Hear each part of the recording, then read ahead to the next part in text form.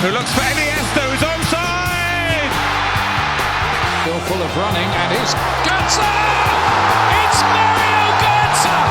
So here's Mbappe! Oh my word! Teenage kick!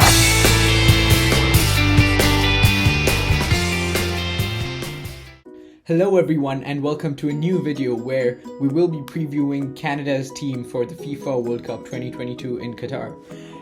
Before we begin, make sure to hit that subscribe button and also click the bell icon so you'll be notified every time we upload a video.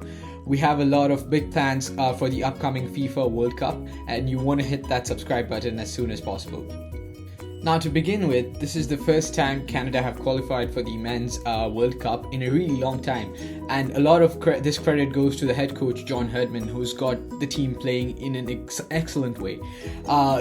I guess not a lot of people don't know this, but Canada actually topped the CONCACAF qualifiers, which means they were ahead of the likes of the US, Mexico, and other teams from the Caribbean. And this is a really impressive performance given that 4 years back we were nowhere close to qualifying for the World Cup. Now, the caveat is that Canada are part of a very difficult group in the FIFA World Cup, which is Group F, consisting of teams like Belgium, Croatia, and Morocco. A lot of big names in there, and it's definitely going to be really hard to get to the next stage of the World Cup. But let's take a look at some of these teams. Belgium have obviously been missing Romelu Lukaku for a long time, and we know that he is a critical part of their team and the main goal scorer in that team. Also, the defense still consists of Vertonghen and Alvaro, who've been playing in that defense for as long as I can remember, and they're both of around the age of 32-33 now, which means that their defense has become very slow and they're over-relying on their talisman, Kevin De Bruyne. Now, this is where I feel Canada can take advantage of teams like Belgium. We have a lot of fast attackers with the likes of Jonathan David, who has 9 goals in the league on this season, and Alphonso Davies playing out on the left wing, and I think on the counter Canada are going to be a very strong team. I think there was a statistic I recently saw whereby most of Canada's goals come with less than 20 seconds of possession, which means we hit the teams hard on the counter and manage to score a goal when we catch teams off guard. Moving on to the next team, there's also Croatia. Now, Croatia have been in splendid form and still have the likes of Modric, Kovacic and Perisic playing in their team. But of course, they have a striker problem now. Mandzukic is no longer the player he was 4 years ago in that FIFA World Cup final. But needless to say, they still have that strong core in the midfield headed by Luka Modric, who's been in great form for Real Madrid this season. Next up, Morocco. They haven't been in the best form, but there's still the big names like Ziyech and Hakimi in that team that can cause issues for Canada in that Group F. One of the strengths of the Canada team is that they have a very versatile formation in the sense that they can play a 3-4-3, a 4-4-2 or even a 4-2-3-1, and we have the depth to and versatile players such as Alphonso Davies, who sometimes plays in the left wing, sometimes plays as a left wing back in that 3-4-3 formation, and even the rest of our squad who are very adaptable to no matter what game we play.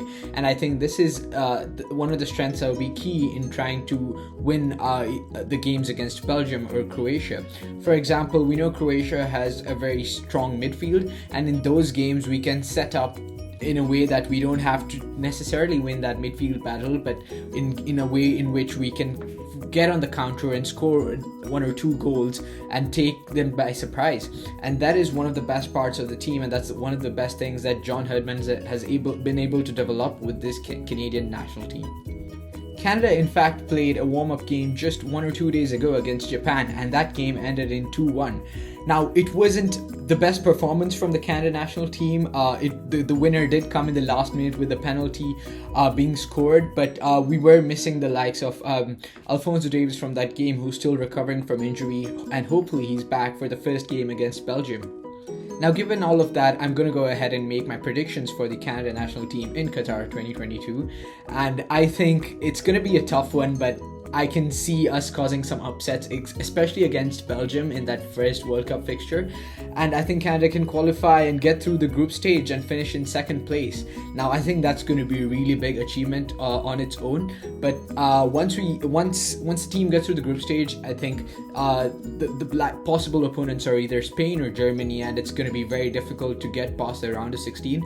So my predictions are that Canada is going to finish and get out of the group stage in second place, but unfortunately get knocked out of the round of 16. But I think that's going to be a huge victory for the Canadian men's national team, given that the World Cup in 2026 is coming to North America, and Canada is one of the co-hosts of the World Cup, and I think that can put us in a better position to put up an even better performance in 2026. Make sure to comment down below what you think about my predictions and where you think Canada will finish in the World Cup.